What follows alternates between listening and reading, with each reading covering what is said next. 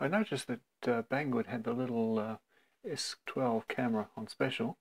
It was 18 bucks Australia, so I thought it might be ideal to hang this below a Bug 6 as a cheap high definition camera.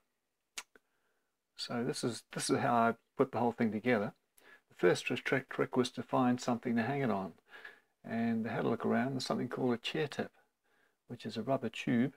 So I cut the bottom off it, screwed it through, dug out the battery holder for the Bug 6 that I'd taken off some time ago because I was just holding the battery on with a couple of bits of Velcro, and drilled a hole through both the rubber and the battery holder and screwed it on from below.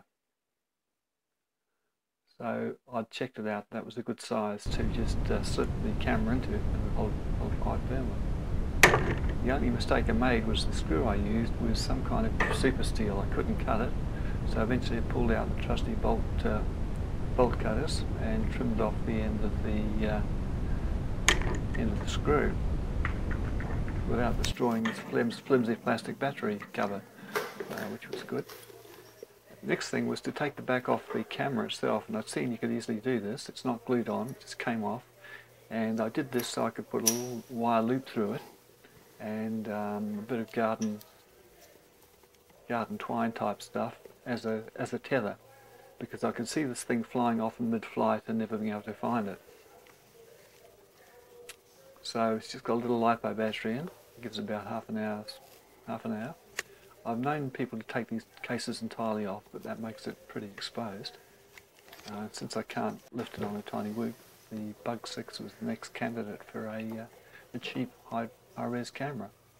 So there it is, with the back on and the tether in place, standing on the piece of chair protector I took off, and that's how it used to fit and how it fits on the Bug 6.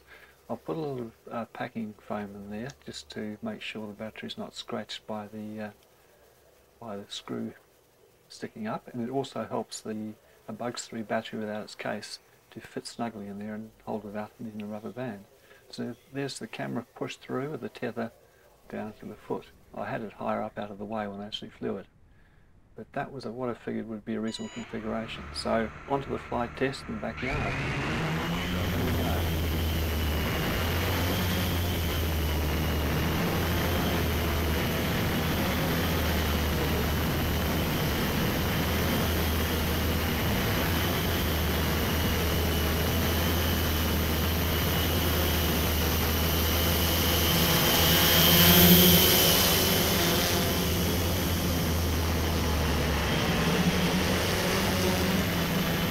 So for the money, I think it's a pretty good image.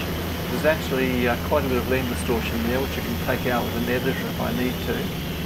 And there's also quite a bit of jello. Now, whether I need to firm it up a bit, whether the props are a bit of a problem, I'm not sure.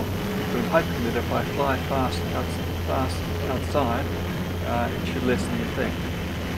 But for the money and the size of the thing, it's a great way to get a much better image than I get from the FPV cameras I use.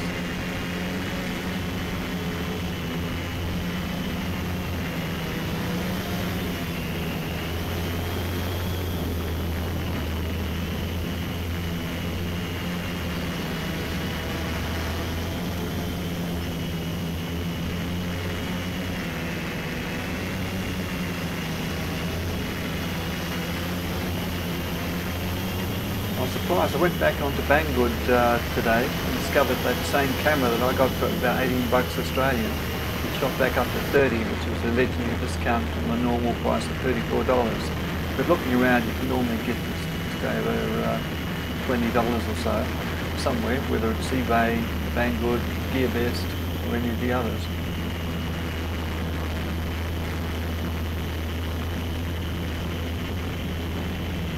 But the camera's showing no sign of being loose in that holder. But of course a fast flight out in the open air will be the real test.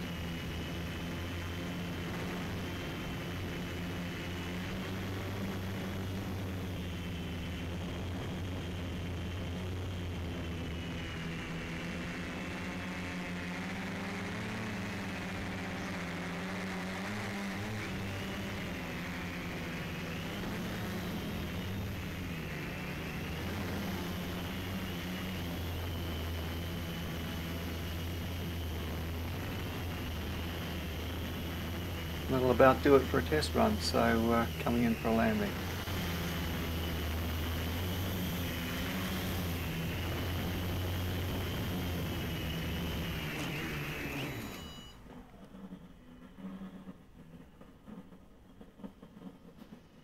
So looking forward to getting out for a decent fly soon. So until next time, bye for now.